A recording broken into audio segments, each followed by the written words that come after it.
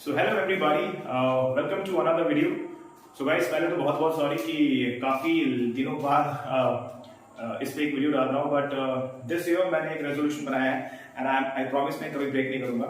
सो ये रेजोल्यूशन ये है कि इस साल से I am going to make sure कि मैं एसएसटी के जो 9th और पूरे 10th क्लास के जो सब्जेक्ट है, एसएसटी का सब्जेक्ट है, उसके सारे पूरी एसएसटी को एकदम जो मैं रेगुलर क्लास में पढ़ाता हूँ जिस तरह से स्टूडेंट्स को, उसी तरह से मैं यहाँ ऑनलाइन प्लेटफॉर्म पे पढ़ाऊँ। एकदम रेगुलर क्लास जैसा ही होगा, हर एक चीज डिस्कस होगी, हर एक चीज लाइक एक एक टॉपिक। अगर किसी को कोई दिक्कत किसी लाइन में भी होगी तो कमेंट सेक्शन में लिख देगा, that will be also fine. और हर एक चीज के क्वेश्चंस बनाएंगे, क्वेश्चंस कैसे बोर्ड एग्जाम से पूछते हैं, 10th के बोर्ड एग्जाम्स में कैसे उनके आंसर्स को अटेम्प्ट किया जाता है, कैसे स्कूल के एग्जाम्स में पूछे जाते हैं, कैसे उनके आंसर्स को लिखा जाता है, how to write answers, how to approach the questions, सब कुछ एवरीथिंग विल बी डिस्कस्ड। सारे टॉपिक्स को डिटेल वे में पढ़ेंगे, एग्जाम के पॉइंट ऑफ व्यू से ही पढ़ेंगे, और केबीसी में जाने के लिए जनरल नॉलेज बहुत जरूरी है तो उसके पॉइंट ऑफ व्यू से ही पढ़ेंगे, ठीक है।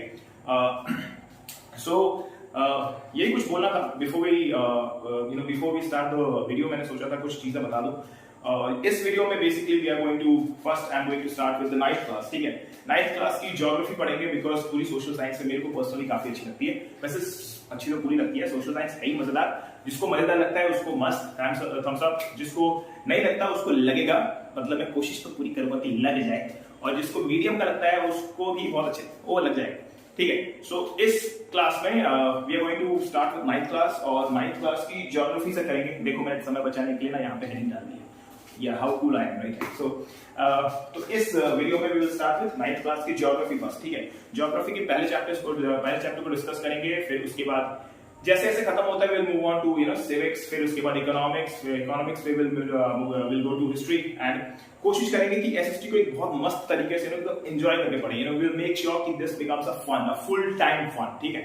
चलो अब टाइम वेस्ट नहीं करेंगे, बहुत टाइम वेस्ट हो गया। तो इस वीडियो में आई थिंक कितनी बार बोल दिया है मैंने, 5 बार बोल, 3 बार बोल दिया।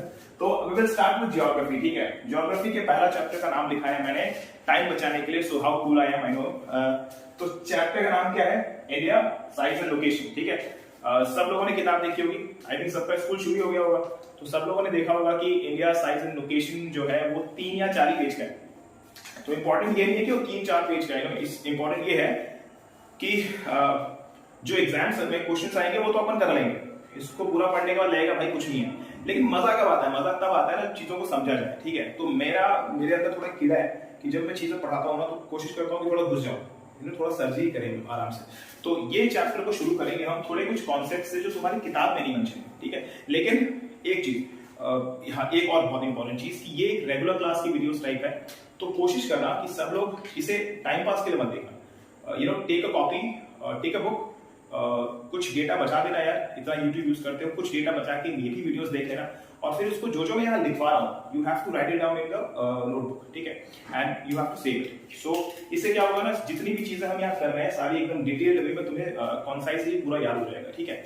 चलो तो अपन स्टार्ट कुछ ऐसे टॉपिक से करेंगे जिससे जो किताब में मेंशन नहीं है, बट धीरे धीरे लिंक आ जाएगा कि हाँ ये किताब में था, तो मैं बता दूंगा कि ये देखो ये किताब में है तो तुम्हें ये पढ़ना है, ठीक है। लेकिन साथ ही साथ इंपॉर्टेंट ये है कि इस चैप्टर में थोड़े से इंपॉर्टेंट टॉपिक्स को भी हम डिस्कस कर लें जो शायद से नहीं किए होंगे, ठीक, राइट।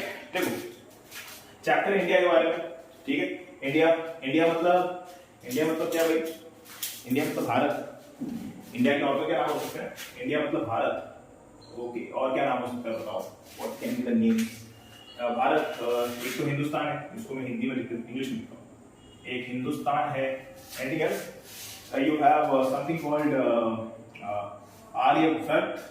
आर्यव्रत ही होता है ना कि आर्यव्रत होता है? व्रत होता है, आर्यव्रत, व्रत, राइट। और कुछ भारत, हिंदुस्तान, एक और चीज है इंडिया तो है ना, ये मेरा इंडिया वगैरह वगैरह, नाउ दैट स्टफ। एक और चीज किसने बोला था?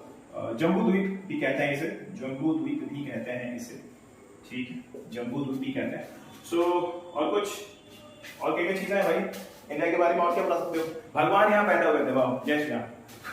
यहाँ पे भगवान ही पैदा हुए थे, सब लोग बोलते हैं कि यहाँ भगवान पैदा हुए थे, ठीक है। This is the country of Sanatan Dharma, जिसको बाद में हम लोग जिसको प्यार से हिंदुइज्म कहते हैं, बेसिकली सनातन धर्म की शुरुआत यहीं से हुई थी। सो भारत मतलब हिंदुस्तान, मतलब आर्यव्रत, मतलब इंडिया, मतलब जम्बू द्वीप, ये सब एक ही कंट्री के नाम है कि नहीं? और हमारे जो देश के प्रथम प्रधानमंत्री थे जिनका नाम था जवाहरलाल नेहरू। वाह, मुझे पता था, तुम्हें नहीं पता, मुझे सब पता है। ठीक है, भारत के पहले प्राइम मिनिस्टर का नाम किसी को नहीं पता, ऐसे कर लो। जवाहरलाल नेहरू ने क्या कहा? इन्होंने कहा था ना कि हमारी जो देश है, इंडिपेंडेंस की स्पीच दे रहे थे, हमारी देश है, वन कंट्री, ठीक है, और कहा था एक देश एंड उसके बहुत सारे नाम, मेनी नेम्स। तो हमने नेम्स तो लिख ही दिए, एक बहुत अच्छी लाइन दे दी उन्होंने। ठीक है, so India size and location में basically we are going to talk about India के बारे में थोड़ा सा ब्रीफ, पूरा डिस्क्रिप्शन मैंने दे दिया, जो तुम्हारी किताब में ऑफ कोर्स मेंशन नहीं है, बट थोड़ा सा लाइन लिखा है कि इंडिया की सिविलाइजेशन एंशिएंट पीरियड से, पुराने पीरियड से बहुत खतरनाक थी। ऑफ कोर्स ठीक है, basically we are the cradle of civilization, ऐसा मान लो। सो दिस इज इट, ये इंडिया के बारे में था। ठीक है, okay, now if we now move on to the next thing. देख, थोड़ा सा निकालने में टाइम लग जाएगा यार। So you should know that India is one of the greatest countries, कोई डाउट नहीं है उसमें। ठीक है, हमारी सिक्योरिटी सबसे खतरनाक है, हमारी स्पाई सिस्टम, हमारा पूरा जो इंटेलिजेंस है वो भी भयंकर है। अमेरिका के बाद we are the second safest country. ठीक है, ऐसे रिपोर्ट्स कभी आती नहीं है, but this is a reality. हम लोग सबसे सेकंड नंबर की सबसे सेफेस्ट कंट्रीज है। पहले तुम पता करो, ठीक है, अगर मिले तो भाई। चलो, तो इंडिया के बारे में थोड़ा सा डिटेल डिस्क्रिप्शन तो हो गया। अब देखो, चैप्टर में दो चीजें पढ़नी है, एक है साइज और एक है लोकेशन। ठीक है, सबसे पहले अपन लिख देते हैं यहाँ पे लोकेशन। अब लोकेशन मतलब देखो, इंडिया को लोकेट करना है, तो इंडिया को लोकेट कहां करोगे? वर्ल्ड के लेवल पे करोगे, राइट? सो लोकेशन हमें बेसिकली वर्ल्ड के लेवल पे करनी है कि इंडिया वर्ल्ड में कहां पे लोकेटेड है। ठीक है, मतलब कहां पे लोकेटेड है, मतलब समझ जाओ कहां लोकेटेड है। अब इस लोकेशन में ना अपन दो चीजें पढ़ेंगे। इस लोकेशन में अपन दो चीजें पढ़ेंगे, मतलब लोकेशन दो तरह की होती है जनरली।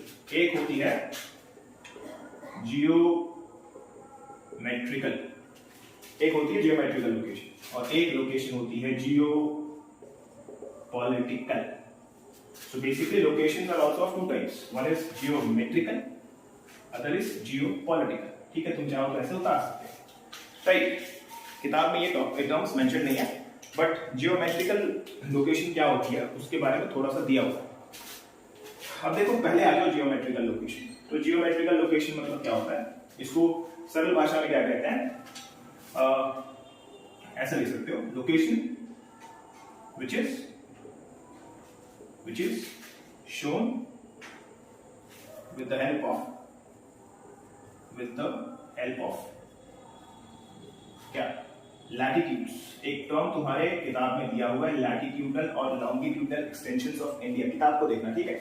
सो कर लेंगे अपन, टेंशन ना लो। Location which is shown with the help of latitudes and longitudes. या ज्योमेट्री समझते हो ना? ज्योमेट्री क्या होती है? ज्योमेट्री में ये सब तो पढ़ते हो, ट्रायंगल्स, फिर उसके बाद 180 डिग्री, 360 डिग्री। ठीक है, तो 180 डिग्री, 360 डिग्री, जब भी हम अर्थ के कॉन्सेप्ट, अर्थ के कॉन्टेक्स्ट में बात करेंगे तो हम लोग शब्द यूज करेंगे दो, लैटिट्यूड्स और लॉन्गिट्यूड्स। तो इसीलिए जब भी लोकेशन हम लैटिट्यूड्स और लॉन्गिट्यूड्स की मदद से देते हैं तो उसे कहते हैं जियोमेट्रिकल लोकेशन। क्लियर हो गया? दूसरा आ जाओ, जियोपॉलिटिकल। अब जियोपॉलिटिकल क्या है? ये आजकल तो देख ही रहे हो तुम, रशिया और यूक्रेन की कितनी तगड़ी लड़ाई हुई है, तो इंडिया की जियोपॉलिटिकल लोकेशन या geopolitical advantage United states of America लेना चाहता है। अपन डिस्कस करते रहेंगे, ठीक है? इसी में तो मजा है। तो देखो, जियोपॉलिटिकल लोकेशन क्या होता है, इसको हम कहते हैं लोकेशन which is shown, ठीक है, in reference to our neighbors, ठीक है, neighbors, राइट? मतलब हमारे जो नेबर्स हैं या जो नेबर कंट्रीज हैं, ठीक है, नेबर कंट्रीज कह लो, नेबर्स कह लो, या यू कैन से कोई फिजिकल बैरियर, मतलब कोई पहाड़ हो गया, कोई समुंदर हो गया, ठीक है, कोई छोटा सा पिद्दा सा आइलैंड हो गया। तो इनकी कॉन्टेक्स्ट में अगर मैं ये बोलूं कि इंडिया इस पहाड़, इस समुंदर, इस कंट्री और इस कंट्री के बीच में लोकेटेड है, तो जब भी मैं किसी और कंट्री का रेफरेंस दूं, किसी फिजिकल बैरियर का रेफरेंस दूं और तब मैं इंडिया को लोकेट करूं, तो उसको मैं जियोपॉलिटिकल लोकेशन कहता हूं। So basically we are going to talk about, इस किताब में हमें लोकेशन में जियोमेट्रिकल लोकेशन भी पढ़नी है, जियोपॉलिटिकल लोकेशन भी पढ़नी है, ठीक है? इसको उतार लो। Okay, cool. ठीक है ना। टोपी कोई बना दिया यार मैंने। चलो अब अपन इसको मिला लें।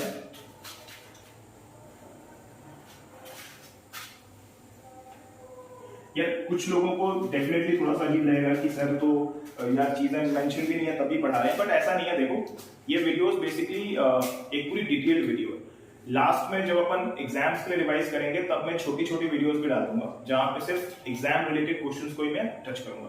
But we have to make sure कि ज्योग्राफी अच्छी रहे, और ज्योग्राफी बहुत अच्छी भी है, तो इसलिए मैं सारी चीजें बता रहा हूँ। ठीक है, जो जो किताब में नहीं है वो तुम सिर्फ देखो और एक बार पढ़ लेना।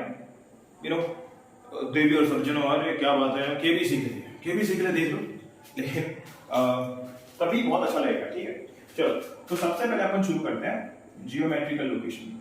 तो देखो जियोमेट्रिकल लोकेशन में अपने को दो चीजें पढ़नी है, वो है लैटिट्यूड और लॉन्गिट्यूड। मतलब इंडिया किस लैटिट्यूड पे है और इंडिया कौन से लॉन्गिट्यूड पे है। अब उससे पहले लेट मी जस्ट उससे पहले करने के लिए कुछ चीजें डिस्कस करते हैं कि लैटिट्यूड से लॉन्गिट्यूड होते क्या है। सो किताब में है नहीं, पर अपन थोड़ा सा लिख लेंगे। देखो सबसे पहले इसको समझने के लिए ना we will have to understand few things. Latitude और लॉन्गिट्यूड को जानने के लिए कुछ चीजें थोड़ा समझना पड़ेगा। पहली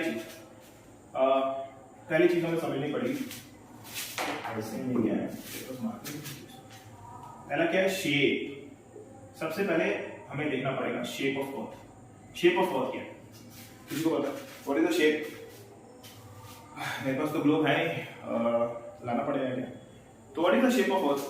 तो बहुत लोग बोलते हैं कि it is a circle, it is a sphere या जो भी। ठीक है, तो देखो अपन अगर तुम्हें किसी अर्थ की शेप निकालनी है, द बेस्ट वे कैसा होगा, देखो ऐसे करो कि पहले एक सर्कल बना लो, मतलब पहले ऐसे गोला बना लो कुछ, और उसके बाद में ना उसके साइड में एक और कॉन्सेंट्रिक सर्कल बना दो ऐसे। ठीक है, अब तुमको पता है कि ये अर्थ पे कहीं कहीं पे पहाड़ हैं, कहीं कहीं पे समुद्र है, तो नीचे हो जाएगा वो जमीन, कहीं कहीं पे ऊपर जमीन है, कहीं कहीं पे प्लेटिव है, कहीं कहीं पे प्लेन है, कहीं कहीं पे ओशन है, कहीं कहीं पे फिर से पहाड़ है वगैरह वगैरह, फिर कहीं कहीं पे प्लेन है, कहीं कहीं पे ऐसा है, फिर ये कहीं कहीं पे ऐसा सेम। मतलब एज यू कैन सी कि जो टोपोग्राफी है, मतलब जो लैंड का डिस्ट्रीब्यूशन है in the form of mountains, plateaus, plains, oceans, जो भी, वो सेम नहीं है। इसीलिए कहीं कहीं पे पृथ्वी थोड़ी ऊपर लगती है, कहीं कहीं पे नीचे लगती है। ठीक है, अब इन दोनों लाइंस को बनाने के बाद जब मैं इसे मिटा दूंगा, so it will look like something like this. तो basically this is the real earth, ये है हमारी असली पृथ्वी। क्या हमको ऐसे असली पृथ्वी लगती है? नहीं लगती यार, बहुत बड़ी है ना, तो घूम भी रही है। कोई चीज को घुमाओगे तो गोली रहेगी ना, but this is the real. ऐसा ही कुछ दिखता है, संतरे जैसा। It is something like a संतरा। ठीक है, संतरे जैसा। ठीक है, सो बेसिकली इस अब हर चीज गोल, तो कहने को तो गोल कहेंगे इसे, लेकिन हमें पता है कि गोल का मतलब तो इंग्लिश में होता है सर्कल, बट सर्कल की जो रेडियस या डायमीटर होती है वो तो एकदम, रेडियस तो मतलब सेंटर ऑफ द सर्कल से इक्वल होती है। यहाँ पे तो इक्वल नहीं लग रही है, तो इसीलिए इसको सर्कल नहीं कहेंगे। इसको क्या कहेंगे? इसको कहेंगे अपन स्फीयर। क्या कहेंगे अपन? स्फीयर। तो what is the shape of the earth? Sphere. ठीक है, लेकिन उसके अलावा एक और चीज, ये जो थोड़ी डायग्राम है थोड़ी गलत बना दी है। हमारा अर्थ जो है बेसिकली थोड़ा ऐसा है, it is something like this. I hope तुमको ठीक लग रहा होगा, कहीं बोरिंग ना लग रहा हो। So this is like this, you see, so this is like this. मतलब यहाँ पे देख रहे हो ना, this is the pole region. अभी हम लोग पोल पे आएंगे। You see this looks very flat, this part also looks very flat. मतलब the poles, the north pole and the south pole, they look very flat. और इसीलिए हमारे जो महान एक साइंटिस्ट हैं, उनका नाम क्या है? Isaac Newton. उन्होंने क्या कहा था? उन्होंने कहा था कि देखो हमारी जो अर्थ है ना, वो इक्वेटर की ओर से थोड़ी बल्ज की हुई है, थोड़ी धकेल दिया उसे, और जो पोल्स की तरफ होता थोड़ी पिच की हुई है, so it is a flat. ठीक है, और इसीलिए आइजैक न्यूटन ने इसको इस स्फीयर को थोड़ा अच्छा टर्म दिया। उसको कहा उन्होंने कि India is earth is basically flattening the sphere. या एक और चीज कहा उन्होंने, it can also be said oblatoid sphere. I think ये शब्द था।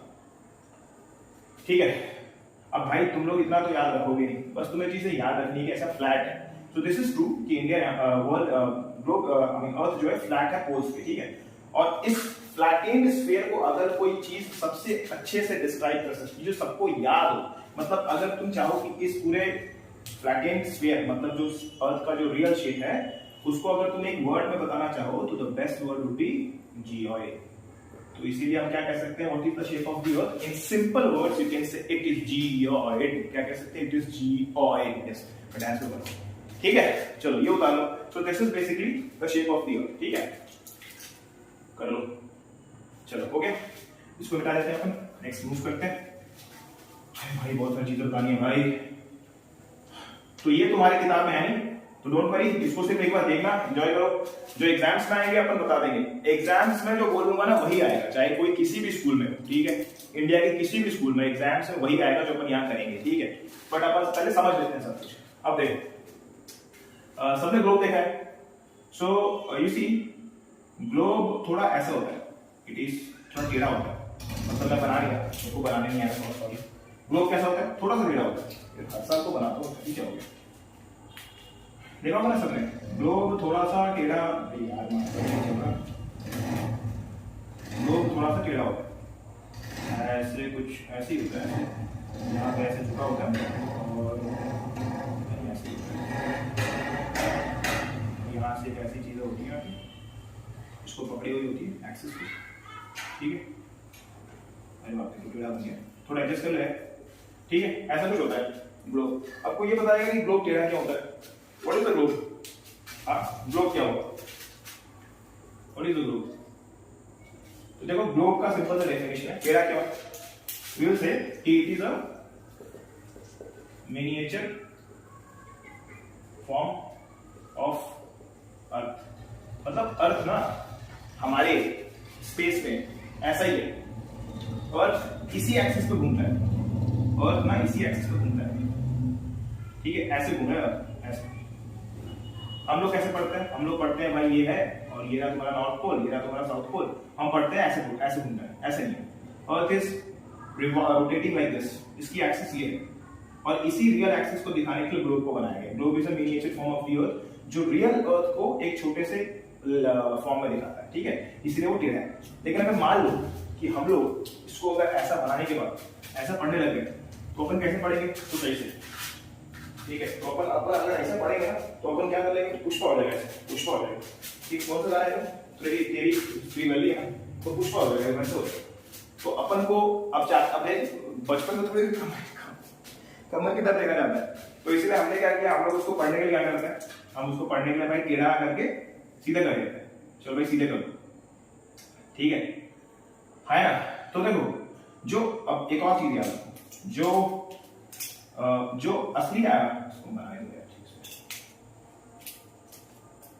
ये थोड़ा सा मदद कर रहा है।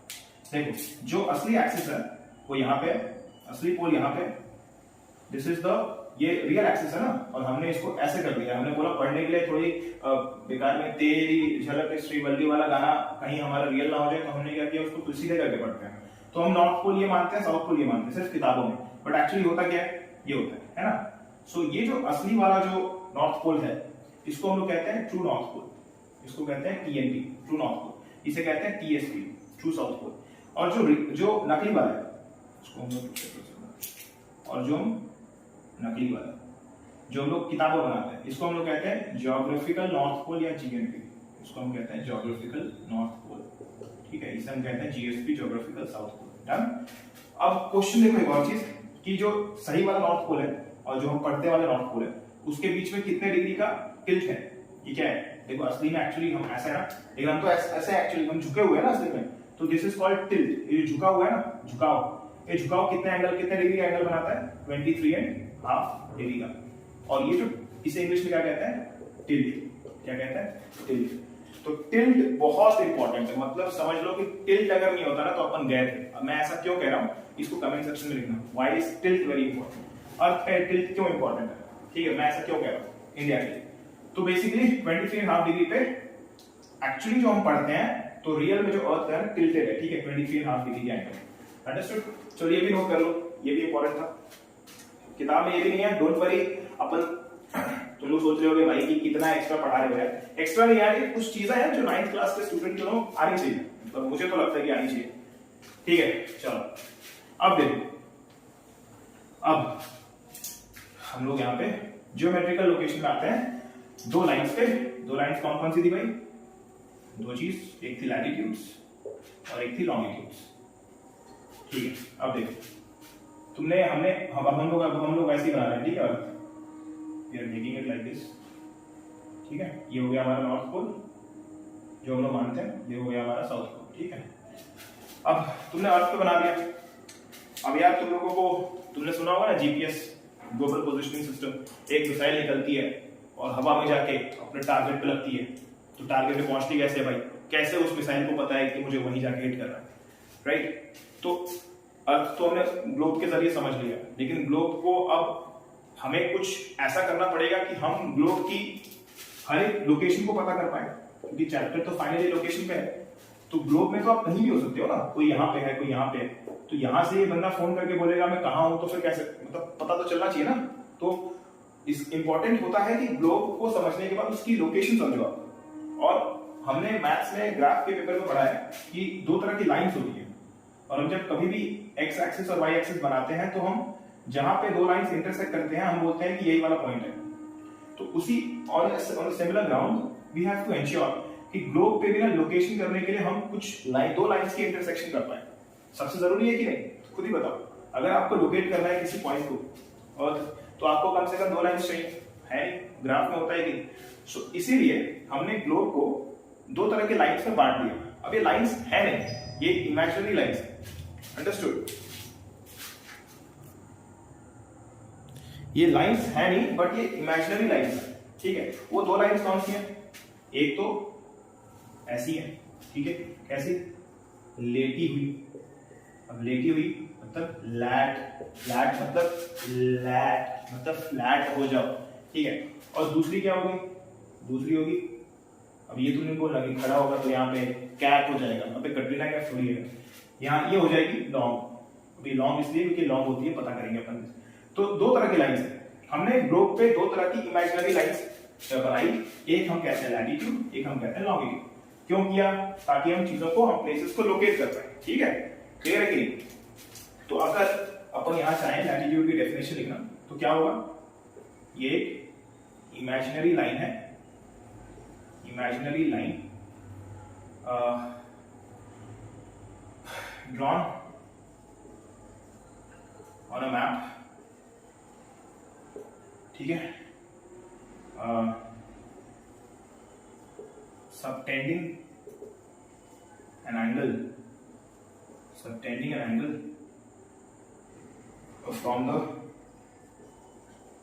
center of अर्थ। अब सेंटर ऑफ अर्थ मतलब पृथ्वी के अंदर नहीं है, ये डायग्राम का सेंटर है इससे, ठीक है। तो this is the definition of latitude. This is basically what? This is basically an imaginary line drawn on a map subtending an angle. Subtending मतलब बनाता है, ठीक है, बनाता है। Subtending an angle from the centre of the earth. Centre of the अर्थ से एक angle बनाता है और एक इमेजिनरी लाइन है, ठीक है। तो ये होता है लैटिट्यूड। आई बात समझ में? लॉन्गिट्यूड का भी सेम डेफिनेशन होगा, ठीक है। अच्छा, एक और चीज जो मैंने इसमें मिस कर दी, इमेजिनरी लाइन, इमेजिनरी यहाँ पे ऐड कर दो हॉरिजॉन्टल लाइन, नहीं तो फिर लॉन्गिट्यूड से डिफरेंशिएट नहीं कर पाएंगे। Imaginary horizontal line drawn on a map, ये हो गया। लॉन्गिट्यूड की डेफिनेशन में भी मैं लिख नहीं रहा हूँ, but you guys will write it. तुम लोग डायरेक्ट लिखोगे, बस एक वर्ड बता देना, बदल देना कि हॉरिजॉन्टल क्या है। आई मीन हॉरिजॉन्टल के रिप्लेसमेंट क्या होगा? वर्टिकल ले लेना, ठीक है, वर्टिकल, ठीक है। तो यहाँ क्या लिखोगे? Imaginary vertical line drawn on a map subtending an angle from the centre of the earth, ठीक है। तो लैटिट्यूड और लॉन्गिट्यूड की डेफिनेशन आई होप क्लियर हो गई होगी, किसी को कोई दिक्कत नहीं होगी। अगर मैं तेज बोल रहा हूँ, काफी ज्यादा स्पीड में चल रहा हूँ, तो मुझे कमेंट सेक्शन में लिख देना, ठीक है। Positive reviews are always welcome and I will definitely reply on it, ठीक है। क्वेश्चंस भी अच्छे होंगे तो मैं उसको रिप्लाई करूंगा। इतना क्लियर हो गया? सो बेसिकली ज्योमेट्रिकल लोकेशन के लिए we need to set of lines, एक लैटिट्यूड जो कि ग्राफ के एकदम मतलब वो हॉरिजॉन्टल हो, और एक लॉन्गिट्यूड जो वर्टिकली उसे काटे। क्लियर? ओके। एक और चीज देखो, ये किताब में है नहीं, लेकिन अपन यहां लिख देते हैं, ठीक है, ध्यान से देखो। चलो, मैं देखो यहां पे क्या लिखा है? Subtend subtending an angle. अब इमेजिनरी लाइन है which subtends an angle from the center of the earth। देखो, लैटिट्यूड को ना अपन जब भी लिखेंगे, सबने तो पिछली क्लास में पढ़ा ही होगा, 0 डिग्री है ना। 0 डिग्री क्या है? इक्वेटर है, ये सबसे बड़ा लॉन्ग लैटिट्यूड होता है। फिर 0 डिग्री के बाद 1 डिग्री होता है, सबने 23.5 डिग्री भी पढ़ा होगा। तो मुझे एक बात बताना है, क्वेश्चन ये है कि लैटिट्यूड की जो यूनिट है वो डिग्रीज क्यों है? Why can't it be 23 centimeters या why can't it be 0 centimeter? Why can't it be 2 centimeters, 10 centimeters या 10 kilometers या 100 miles? हमेशा ऐसा क्यों होता है कि it is always degrees? ठीक है, उसका answer basically it is hidden in the word subtending an angle। देखो, जब हम longitudes को पता करते हैं ना, सॉरी लैटिट्यूड्स को, अपन जब पता कर रहे थे लोकेशन को लोकेट करवाने के लिए, लाइंस का उपयोग करने के लिए, तो सिंपल सी बात है। देखो, मान लो कि एक डी होता है ना, डी प्रोट्रैक्टर, इस डी को तुम यहां रख दिया। ये वाला क्या है? दिस इज 0 डिग्री, और यहां तक पूरा घूम के क्या आता है ना 180। ठीक है, अब देखो एक बात बताओ, मान लो कि कोई ये कोई बंदा इस पे है, मतलब यहां पे ना मैं एक इंसान बना देता हूं। मान लो कि मैंने यहां पे एक इंसान बना दिया, ठीक है। अब अगर मान लो ये इंसान यहां पे है, तो ये इंसान यहां पे खड़ा है, इस पॉइंट पे खड़ा है। ये बंदा सेंटर, मतलब जो सेंटर है यहां से कितने डिग्री का एंगल बना रहा है? ये कोई एंगल ही बना रहा है ना, तो एंगल को हमेशा हम किसमें रिप्रेजेंट करते हैं? डिग्रीज में। इसीलिए अब देखो, जितने भी लोग खड़े होंगे, सपोज मान लो कोई यहां खड़ा है, कोई यहां खड़ा है, ठीक है। अब क्योंकि उसकी मेजरमेंट सेंटर ऑफ द अर्थ से होगी, तो इसका मतलब सेंटर ऑफ द अर्थ से ये कोई एंगल पे खड़ा होगा, है कि नहीं? देखो ना, कोई ना कोई एंगल बना रहा है ना। कोई यहां खड़ा है तो कोई ना कोई एंगल बना रहा है, कोई यहां खड़ा है तो कोई ना कोई एंगल बना रहा है। क्योंकि आप जब लिख रहे हो डेफिनेशन में कि एक इमेजिनरी लाइन है, लेकिन ये सबटेंडिंग एन एंगल कर रहा है फ्रॉम द सेंटर, इसलिए सेंटर से ना आप इसकी एंगल को देख रहे हो, हाँ या ना। और एंगल जब भी देखते हो तो कौन सा यूनिट होता है? डिग्री होता है ना, सही बात है। तो पहला कारण तो ये कि इसको डिग्रीज में क्यों मेजर किया जाता है, ठीक है। दूसरी चीज देखो, अगर ये बंदा यहाँ पे है, ठीक है, इस वाले को ये यहाँ पे दिख रहा है ना, उसको कहीं छोटा तो नहीं होगा, थोड़ा छोटा बड़ा करेगा। अगर कोई यहाँ पे खड़ा है, यहाँ पे, तो एक बात बताओ, मैं यहाँ पे खड़ा हूं, मैं यहाँ पे हूं, ठीक है, तो मैं कौन सा एंगल बनाऊंगा? तो ध्यान रहे कि ये बंदा घूम के अर्थ रोटेट कर रही है ना, so this person after rotating as the earth rotates, ये घूम के वापस यही तो पहुंचेगा ही। हर एक बंदा जो इस पॉइंट पे हो, जो उसके एकदम स्ट्रेट हो, वो उस वाले पॉइंट पे पहुंचेगा ही ना। बताओ पहुंचेगा कि नहीं पहुंचेगा? इसका मतलब ये हुआ कि ये वाले पॉइंट पे सिर्फ 1 डिग्री या कोई डिग्री नहीं बन रही। इस पॉइंट पे अगर मैं एक पूरी लाइन बना दूं ऐसे, तो ये पूरी जो लाइन है ना, इस पे जितने भी प्लेसेस हैं, जितने भी 1 2 3 4 5 6, ये सब कितने डिग्री का एंगल बना रहे हैं? सेम ही डिग्री का एंगल बना रहे हैं। क्यों? कोई बोलेगा यार ये तो ऐसा हो गया, कोई बोलेगा यार ये तो ऐसा हो गया, कोई ऐसा नहीं। हमें एंगल नापना है सेंटर ऑफ द अर्थ, और हर एक पॉइंट का आदमी कभी ना कभी रोटेट करके यहाँ पे आएगा ही ना। इसलिए हम इन्हें ऐसा लेते हैं कि एक लाइन पे, एक हॉरिजॉन्टल स्ट्रेट लाइन पे जितने भी लोग हैं ना, वो सेम एंगल बना रहे हैं। इतना क्लियर हुआ? क्योंकि फाइनली सब घूम के तो इस पॉइंट पे आएंगे ना, राइट और रॉन्ग, राइट। और इसीलिए ऐसे को ही ना, इसीलिए हम लोग ऐसे करके लैटिट्यूड्स बना देते हैं। और ये सारे लैटिट्यूड्स क्या होते हैं? सारे पैरेलल होते हैं। देखो ये होते हैं सारे लैटिट्यूड्स। आया ना? बताओ समझ में आया कि नहीं आया? नहीं आया तो कमेंट सेक्शन में क्वेश्चन लिख देना, ठीक है। क्लियर? अब देखो, मान लो कि ये हो गया 0 1 2 3 4 5 6 7 8। अब अगर ऐसे करते करते मैं लाइन बना रहा हूं, फाइनली इस ऐसे करके यहां पे आऊंगा। अब यहां पे तो लाइन नहीं बनाऊंगा, यहां पे तो सिर्फ एक पॉइंट डालूंगा, है कि नहीं? क्योंकि ये तो एकदम पॉइंट पे खड़ा है। तो इस पॉइंट की जो एंगल बनेगा सेंटर से, वो कितनी बनेगी? किसी को पता है कितनी? 90 पक्का? तो इसीलिए इस पॉइंट पे जो आदमी खड़ा है, वो सेंटर से कितने डिग्री का एंगल बना रहा है? 90 का बना रहा है। कितना बना रहा है? तो इस तरफ भी 90 होगा, क्योंकि सेम पॉइंट है। क्लियर? और अगर कोई बंदा यहां पे है, तो ये भी कितने का बनाएगा? 90 का। तो जो अर्थ के इस तरफ हो रहा है, उसे यहां हो रहा है। इसका ये मतलब हुआ कि 90 लाइंस 0 इक्वेटर से ऊपर तक बनेगी, 90 लाइंस 0 से यहां तक साउथ पोल तक बनेगी। हाँ या ना? बताओ कोई दिक्कत? इसीलिए 0 डिग्री से 90 डिग्री और 0 डिग्री से 90 डिग्री। ठीक है? क्लियर हुआ कि नहीं हुआ? तो देयरफॉर मैं इतना कह सकता हूं कि बता दो भाई, टोटल लैटिट्यूड्स कितनी होती है? टोटल लैटिट्यूड्स कितनी होती है? टोटल 0 से 90 डिग्री तक कितना होगा? क्लियर है? 0 से 90 डिग्री तक 90 लाइंस होगी, 0 से 90 डिग्री तक 90 लाइन होगी, टोटल कितनी हो जाएंगी 180। इसका मतलब टोटल लैटिट्यूड कितना है 180 डिग्री है, मतलब 180 लैटिट्यूड है। ठीक है, 0 से 90 ऊपर मिलेगा, 0 से 90 नीचे मिलेगा। क्लियर हो गया? अरे बताओ भाई, हो गया?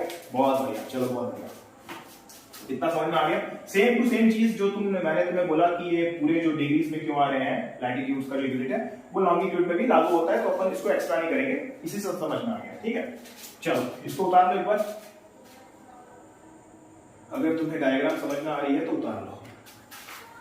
ठीक है, if you have any doubts right it in the comment section, I will reply.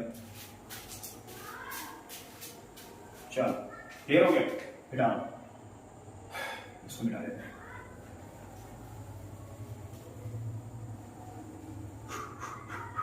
It is hot, man. Okay, now what is the next topic? अब देखो, ठीक है, वापस से डायग्राम पे यार। 9th क्लास की ज्योग्राफी ना मैं क्लास में सच में मैं 4-4.5 साल तक पढ़ा रहा हूँ, और मैं क्लास में बहुत लोगों को डायग्राम बनाता हूँ। ठीक है, ज्योग्राफी पढ़ा रहा था, जब मैं पढ़ाता हूँ तो आई मेक श्योर कि लगना चाहिए कि भाई ज्योग्राफी पढ़ रहा है, as if we are the professors, the teachers of geography, everybody is right. तो इसलिए बहुत सारे पाई डायग्राम्स, बहुत सारे हम लोग अर्थ बनाते हैं, बहुत सारे मैप्स, एटलस भी बनाएंगे, बहुत सारे कलेक्शन ऑफ मैप्स बनाएंगे, तो बहुत सारी चीजें बनाएंगे। ठीक है, तो ये देखो, दिस इज फिर से, ठीक है। अब एक बात बताओ, क्वेश्चन आएगा कि सबसे लॉन्गेस्ट लैटिट्यूड कौन सा है? तो सबसे लॉन्गेस्ट लैटिट्यूड तो वही होगा भाई जो सबसे ज्यादा डिस्टेंस कवर करेगा। अब सबसे ज्यादा डिस्टेंस कौन सा कवर कर रहा है, किसी को कोई बता सकता है? ये वाला, सही बात है। तो 0 डिग्री को क्या बोला जाता है? इक्वेटर। क्या बोला जाता है? इक्वेटर। तो इक्वेटर क्या है? It is the longest latitude, है ना, सबसे बड़ा है ना लेंथ में। और क्योंकि ये लैटिट्यूड बनने के बाद, अब ये लैटिट्यूड बनने के बाद तुम्हारी किताब में एक और टर्म है, कुछ हेमिस्फीयर है कि इंडिया नॉर्दर्न हेमिस्फीयर में लोकेटेड है। तो अपन अब चलते हैं आगे।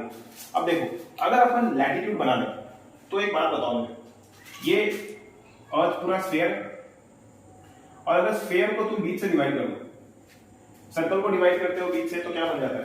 Semi circle, semi circle. वैसे अगर इक्वेटर बना के, लैटिट्यूड बना के 0 डिग्री का आप इक्वेट कर दोगे, मतलब इक्वल कर दोगे, ऊपर इक्वल नीचे ऊपर, तो ये जो एक्सट्री जो हाफ हाफ है इसको क्या कहेंगे? फुल को तो स्फीयर कह रहे हैं, तो हाफ को क्या कहेंगे? Half of a sphere is called hemisphere. Exactly, सही बोला तुमने। Half of a sphere is called, exactly, global. Half of a sphere is called क्या? हेमिस्फीयर। तो इसका मतलब ये हुआ कि अगर आप लैटिट्यूड बना रहे हो, देखो लैटिट्यूड बना रहे हो तो लैटिट्यूड ऐसा है ना, राइट? तो लैटिट्यूड बना रहे हो तो ऊपर वाला क्या हो जाएगा? ये हो जाएगा एक हेमिस्फीयर, और नीचे वाला क्या हो जाएगा? ये हो जाएगा एक हेमिस्फीयर। अब अगर लैटिट्यूड बना रहे हो तो लैटिट्यूड के ऊपर एक हेमिस्फीयर है, तो लैटिट्यूड के ऊपर है, तो जब हम डायरेक्शंस पढ़ते हैं तो मान लो कि ये मेरा लैटिट्यूड है, मैं यहाँ पे हूँ, ठीक है, मैं इस पॉइंट पे हूँ, और मैं इस पॉइंट, इस पूरी लाइन को रेफरेंस ले रहा हूँ, तो मैं ऊपर जाऊंगा तो कौन सी डायरेक्शन हो जाएगी? ये नॉर्थ है। इसका मतलब ये वाला जो हेमिस्फीयर है इसे क्या कहते हैं? इसे कहते हैं अपन नॉर्थर्न हेमिस्फीयर। सही बात है, इसे कहते हैं अपन नॉर्थर्न हेमिस्फीयर, और इसके नीचे इसको अपन कहेंगे सदर्न हेमिस्फीयर। बहुत बढ़िया है, क्या बात है। कोई जोक ही याद नहीं आ रहा है, क्लास में मैं बहुत जोक मारता था, यहाँ तो ऐसा लग रहा है कि पूरा सीरियस होकर पढ़ाना पड़ रहा है। मैन दिस लुक्स वेरी, समझ में आ गया? So if you make a latitude, अगर लैटिट्यूड बनाओगे तो it will divide earth into 2 hemisphere, ऊपर नॉर्थ हेमिस्फीयर, नीचे साउदर्न हेमिस्फीयर। क्लियर हो गया? डन। एक और बना लो, चलो एक और टॉपिक हो गया। अभी धीरे धीरे आएंगे, ठीक है, ये इंडिया का है। चलो नेक्स्ट। लेकिन हमको तो पता था सर, आपने बोला था यार कि किसी भी प्लेस को लोकेट करने के लिए 2 लाइन चाहिए। आप तो लैटिट्यूड ही पढ़ा रहे हो, कुछ और भी पढ़ा रहे हैं, कुछ मतलब मजा लेके आए, कुछ जिसको दिमाग में हो रहा चाहिए यार। मैं डांस भी कर रहा हूं। हाँ तो देखो, मेरे को एक बहुत अच्छा क्वेश्चन मैं तुमसे पूछता हूँ। अब लाइव क्लास तो है नहीं, किसी से लाइव भी आऊंगा, बट मेरे को एक चीज बताओ। देखो ठीक है, एक पॉइंट देखना, एक मैं बहुत इंपॉर्टेंट चीज बता रहा हूँ। हम ना जब अर्थ बनाते हैं तो हम एक लाइन को ऐसे दिखाते हैं, ठीक है, और एक लाइन को हम लोग ऐसे, मतलब एक तरह की लाइंस को अपन एकदम पैरेलल दिखाते हैं, एक समान सबके, सारे लैटिट्यूड एक दूसरे से पैरेलल होते हैं। एक पूरा डायग्राम करो,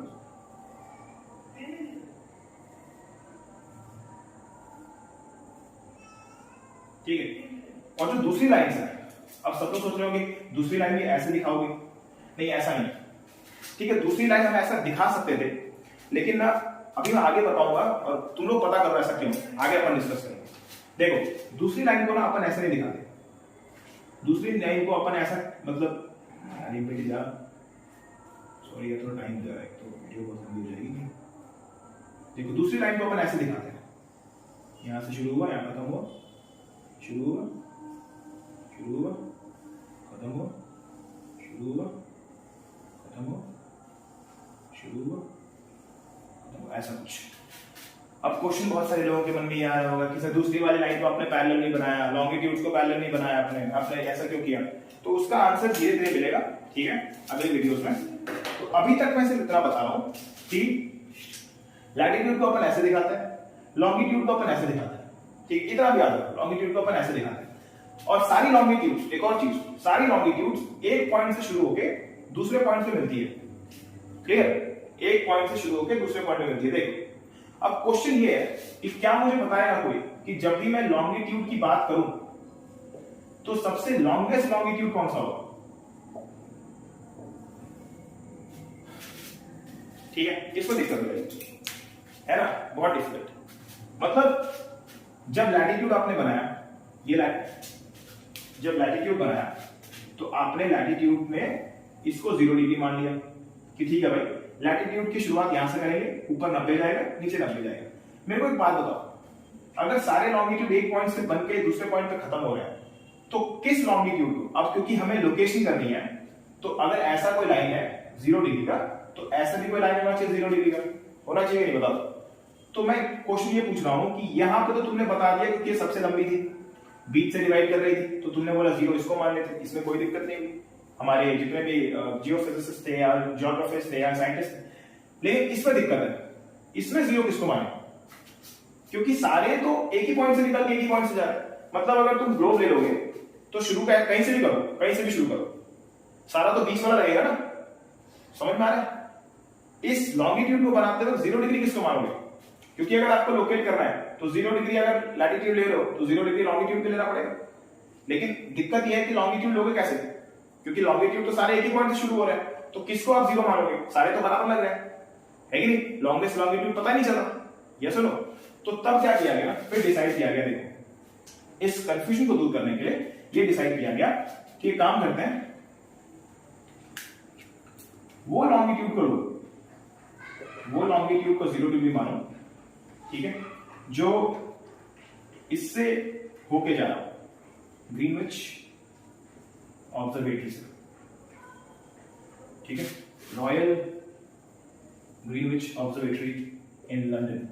देखो दुनिया का सबसे पहला टाइम, टाइम को मेजर करने के लिए मैंने, देखो तुम्हें एक सवाल पूछा था कि सारे लॉन्गिट्यूड ऐसे क्यों होते हैं, उसका थोड़ा सा हिंट दे देता हूं, टाइम। तो ना इस कंफ्यूजन को दूर करने के लिए कि 0 डिग्री किसको माना जाए ताकि लोकेशन आराम से हो जाए, जो दुनिया की सबसे पहले टाइम देखने की जो लेबोरेटरी थी जिसका नाम है रॉयल ग्रीनविच ऑब्जर्वेटरी लंदन, हमने बोला, साइंटिस्ट लोगों ने बोला ठीक है काम करते हैं, जो भी लाइन लंदन से होके जा रही है, मतलब मैप में जो लाइन लंदन से होके जा रही है उसको अपन क्या मान लेंगे? 0 डिग्री, ठीक है, कंफ्यूजन खत्म करने के लिए, ठीक है इसको 0 डिग्री मान लेते हैं, क्लियर? अब वो इसलिए किया गया क्योंकि एक तरह से ट्रिब्यूट था, क्योंकि दुनिया का पहला टाइम ऑब्जर्वेटरी था लंदन में। तो लंदन से जो लाइन, जो इमेजिनरी लाइन लॉन्गिट्यूड जा रही है ना, उस लाइन को क्या बोला गया? उस लाइन को बोला गया 0 डिग्री, ठीक है, क्लियर हुआ? और इस 0 डिग्री का भी नाम देना पड़ेगा कुछ, तो इसलिए इस 0 डिग्री का नाम दिया गया प्राइम मेरिडियन, इसका नाम दिया गया प्राइम मेरिडियन। आया समझ में? पक्का? कुछ तो ठीक पढ़ा रहा हूं ना? तो ठीक है। तो देखो अब अपने पास कंफ्यूजन दूर, 0 डिग्री लैटिट्यूड, कोई दिक्कत नहीं हुई इसमें दिक्कत हो गई थी, तो इसके ट्रिब्यूट के लिए इसको लगा दिया गया कि ठीक है भाई, लंदन से जो लाइन पास हो रही है उसको 0 डिग्री मान लेते हैं, नाम क्या दिया गया? प्राइम मेरिडियन, ठीक है, ये रहा लंदन। क्लियर हो गया? पक्का? पक्का ना? चलो बहुत बढ़िया, ठीक है, ये कर लो। कितना देर हो गया? 40।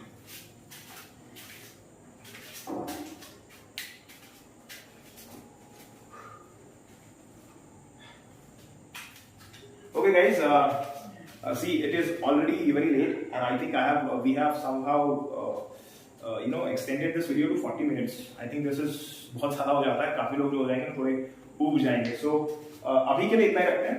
कल अपन जो टेक्स्ट बुक में दिया है कि इंडिया नॉर्थ ईस्टर्न हेमिस्फीयर में है, इंडिया की लैटिट्यूडनल एक्सटेंशन इतनी है, लॉन्गिट्यूडनल इतनी है, तो अपन कल के क्लास में करेंगे. ठीक है, कोशिश करेंगे अपन कि रेगुलर हो जाए, मैं रेगुलर वीडियोस लेके आऊँ, क्योंकि मैंने डेफिनेटली सोचा है कि अब अपन को यूट्यूब पे आना है. ठीक है, एक रेगुलर एक इन्फ्लुएंसर की तरह कोशिश करूंगा कि सारे अच्छे कंटेंट्स दूं, बेस्ट कंटेंट दूं इस पूरे प्लेटफॉर्म पे.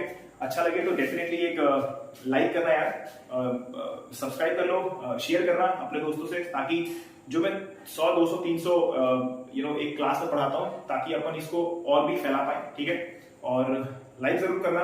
If you like it then like it. अगर शेयर करना, सारे दोस्तों को बोलना कि देखो, और कुछ भी क्वेश्चंस हो इस वीडियो में अभी तक, उसको कमेंट सेक्शन में लिख दो. If the question is very good या if the question is good, I will definitely reply. ठीक है, positive reviews are always welcome. कल पढ़ेंगे जो मैंने चीजें बोली, लैटिट्यूडनल एक्सटेंशन, लॉन्गिट्यूडनल एक्सटेंशन. आज के लिए थोड़ा सा बेस बनाने के लिए सारी चीजें मैंने बता दी. In case you have doubts, ask me. Okay, so we will meet tomorrow in the morning, right? So see you guys. Thank you so much for the love. Bye. Thank you.